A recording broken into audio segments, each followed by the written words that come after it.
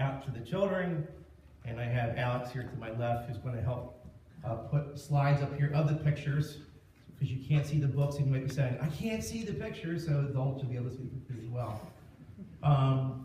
New Life Kids is, it's not a, how can I say it? We're not a supplement to your parenting. There's two people who will give an account when you stand before God for your children. It's you. So we're not here to displace parents in any capacity. We're here to come alongside the family and to train and disciple moms and dads to teach their children to know Christ. There is no greater task that you've been tasked with as a parent in this world. It doesn't mean that because you don't have kids that you're off the hook in praying and being here for children and as they grow up in the church, as there are many young people who attend our church who have parents, but parents who don't know Christ. It's your responsibility to come alongside that and to continue that journey. So we're going to read a book by R.C. Sproul. It's called The Lightlings. If you got a sheet this morning, if you're a parent, you'll be tasked at the end of the book. There's the questions, and I actually copied them out for you. So when you get home today, I know the Eagles are playing, and I know you like watching football and all that stuff there. If you can't make time, though, for your kids to go through this, there's something wrong. So parents, it's for you to go through and ask your kids the questions, not our teachers, you. And I want to encourage you that if you're a dad and you're in your home, to be the one to lead that process. You'll be able to, if you either Google or YouTube the Lightlings or Vimeo, you can hear R.C. Sproul will actually read the story along with these pictures, and you might like his voice better than mine this morning, so I'm going to attempt to read. My focus now is on the kids this morning, and you can follow along by listening and watching the pictures. The story called The Lightlings. Lightlings. How does I say that? Lightlings.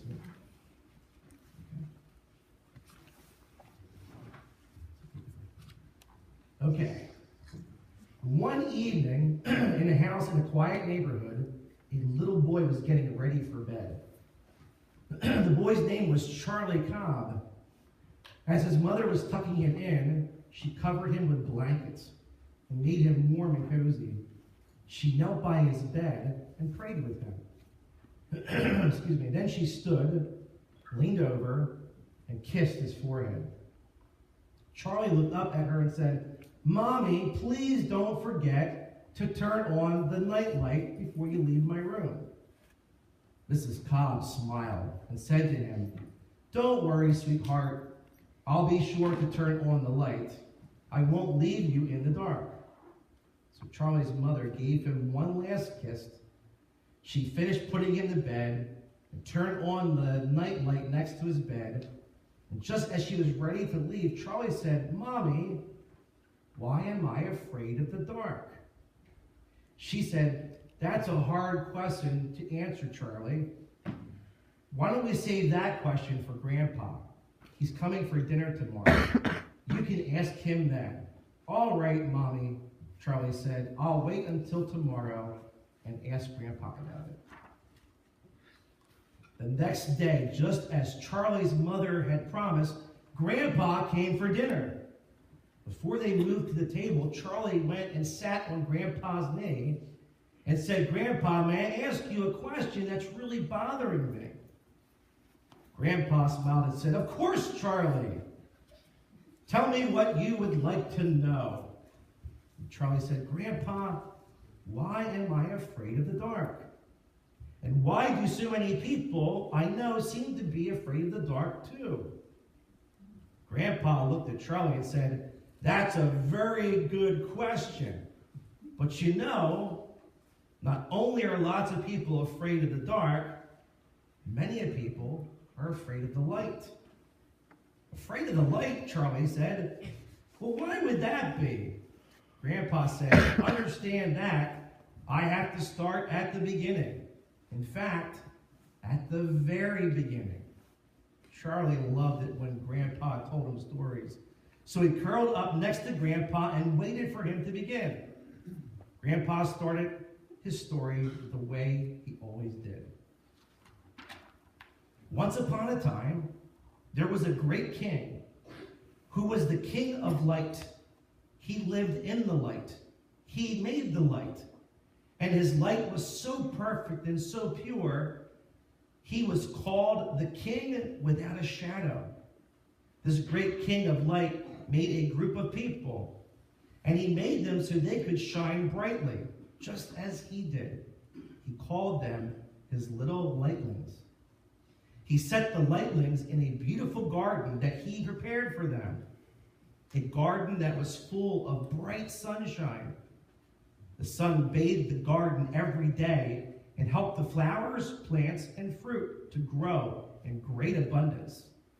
The bright light of the sun helped keep everyone warm in the garden. The lightlings, they loved it when the king came to visit them at the end of the day. But one day, something terrible happened. The lightlings decided to do what they wanted to do instead of what their king commanded them to do. So they disobeyed the king and sinned against him. The very moment they sinned, their lights became dim, and they were filled with shame and great embarrassment. They ran as fast as they could to get away from the king. They didn't want the king of light to see them. They ran out of the garden and into the woods and hid themselves in the darkest place they could find.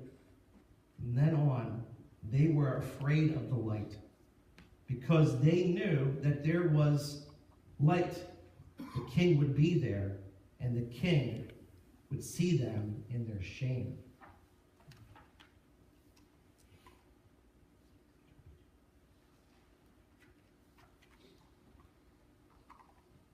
After the lightlings left, the king began to remove his light from the garden. It soon became cold and covered with weeds, thorns, and sticky briars. The lightlings moved further and further into the woods until they lived in a place that was almost completely covered in darkness. It was so dark. They had to grope around as if they were blind, feeling their way through the forest. Often, they would trip and fall, scuffing their knees and losing themselves. It was awful living in the dreadful darkness all the time, where the only light they ever saw was in barely lit shadows that danced in the forest. In fact, they couldn't tell the difference anymore between night and day. Then one night, or perhaps it was day, far off in the distance, they saw a blinding light shining through the trees. They could see the light coming from miles and miles away, and they were frightened by it. They thought the light meant the king was coming to find them, to punish them for their sins. So most of the lightlings began to stumble quickly away from the light. But some of the lightning children were so amazed by the light and curious about it, they decided to see from where it was coming. They set off and traveled for miles and miles. It took them a long time. But as they moved, they saw the light shining brighter and brighter. Finally, they came to a clearing in the forest. In the middle of the clearing, they saw a father lightning and a mother lightning, and a baby who was shining like the sun. The blazing light seemed to be coming right out of the baby himself. The lightlings who saw it were shocked and surprised. They asked the father lightning, "Who is this baby? Where did he come from?" The father lightning answered, "He is not my son. He is the son of the King of Light. The king has given him to us as a special gift. He has been born for us. When he grows up, he will be called the light of the world. There will be no darkness strong enough to hide his light, no darkness deep enough to send his light away. And when they heard this, the Lightling children knelt down at the baby's feet and began to worship him in fear and reverence. When they stood up again, their own faces were shining. But the light that was shining in their faces was not coming from inside them. It was a reflection of the light coming out of the baby. The Lightlings were now surrounded with the light of the child they had visited. They rushed back to their homes, their friends, and their families as fast as their feet could carry them. And when they got home, they were still shining. The other Lightlings were frightened at the sight of them. They asked, "What happened to you?" So the Lightling children told their story. "We saw a baby who was shining with light. He is the son of the King of Light. The King has given us a child. He has given us his own son to be the light of the world." The Lightlings noticed that already there was more light in the forest. Now they could see where they were going. They could walk without falling. They could run and play without bumping into trees or rocks or getting bruised. Some still hid from the light, but others realized they didn't need to be afraid anymore. They saw that the living in the light was much better than the darkness that they were so used to live in.